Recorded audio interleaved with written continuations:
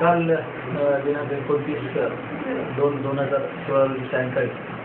वांबोलीचे कांद्याचे व्यापारी ते बँकेतून पैसे घेऊन जात असताना काही दोन अनोळखी इसमांनी त्यांना वांबोली फाटा ते वांबोली या भागात अचानक मोटरसायकल समोर लावून त्यांचा उद्देश हा त्यांच्याकडे असलेले पैसे लुटण्यात होता. परंतु वांबोलीचे व्यापाऱ्यांनी व त्याच्यासोबतच्या असलेल्या लोकांनी एकदम धैर्याने तोंड दिल्यामुळं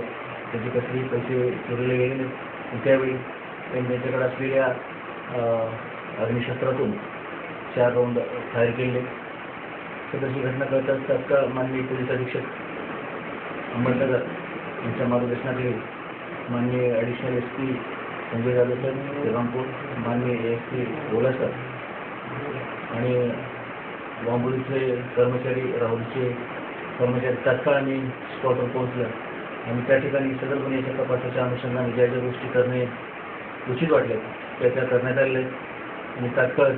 सदरमधील गुन्ह्यातील आरोपीला